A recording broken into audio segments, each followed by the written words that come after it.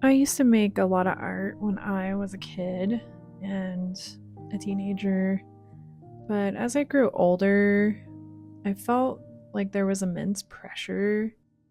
I kind of just stopped doing art for most of my 20s and into my 30s.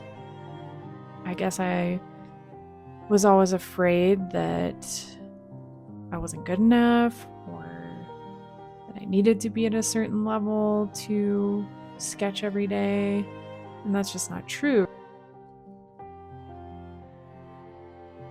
Over the last few years, since I've been a journaler during all of that time, I started to get creative and doodling and scrapbooking, and I'm also a witch, so I keep a grimoire or a book of shadows, whatever you'd like to call that.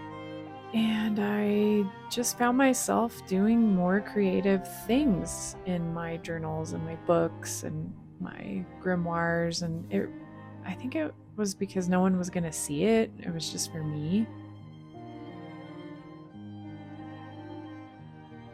Some things that I love and that inspire me when I'm journaling or creating art are stories, of course. I love stories. I love movies and books and TV shows. I am rather picky about those kind of things. I don't want to spend a lot of time on every single show or movie or book that's out there. I think that for a while, my reading goals got me into kind of a sticky spot because I was reading books that I didn't enjoy. And by the end of the book, I got a book towards my number count, my annual number, but I wasn't satisfied with the book. So I think I've, over the years, refined the type of content I like because I do keep track in my planner, my media consumption, and it's really refined the things that I like, the types of, like the genres that I like, the themes that I like. So I think just refining and picking out what it is I enjoy about the genre really keeps me out of watching movies or reading books that I end up hating and wishing I didn't waste my time on.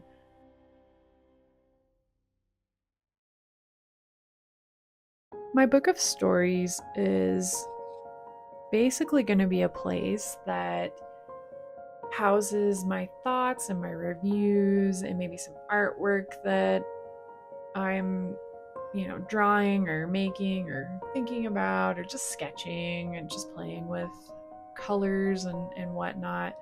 I think this book is going to be just the stuff that I like, just the stuff that I'm obsessed with. I don't think I'm going to be putting anything in this book that is miscellaneous or just not really in my top tier interests.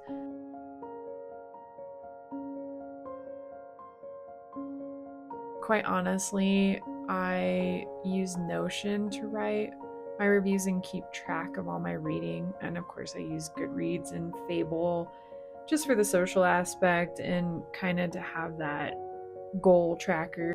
Really, I don't see the point in writing every single thing down in this particular book or journal because I wasn't inspired when I was doing that last year. However long it takes me to fill this book, I want to be able to flip through it and feel inspired and feel how those stories made me feel. And stories are important, right? We as a species thrive on stories. That's why they're in books and films and shows, and we tell stories when we gather around the campfire, so to speak. We reminisce when we get together with friends, the nostalgia of our stories from years ago. It's an important aspect of the human experience. So, especially for me, I find stories to be impactful. I find meaning in them. A lot of times I can find some level of divination in them as a witch and a magical person. So yeah, I just want to keep track. I just want to remember and make art around these things, because life has been kind of rough for all of us, but it's been especially rough for me the last 5 years. So I'm just wanting to be very inspired, very artsy.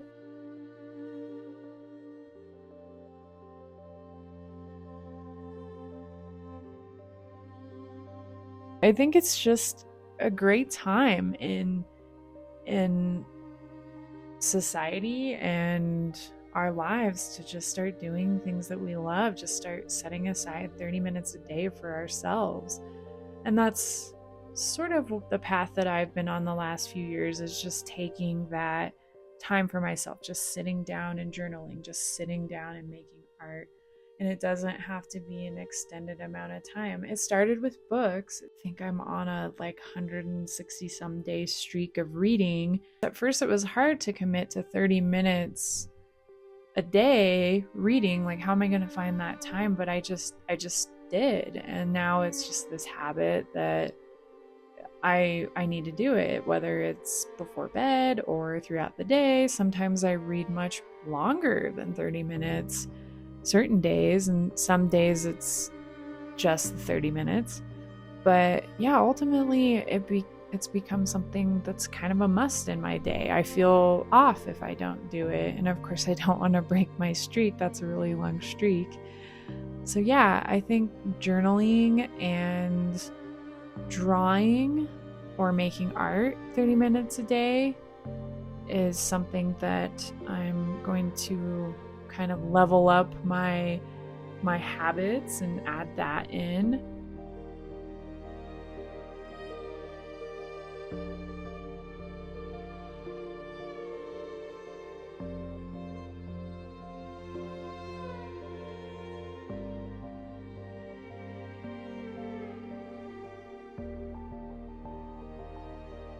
I think a lot of us find that when we sit down for that half hour to do a thing, we often sit there longer and do it longer.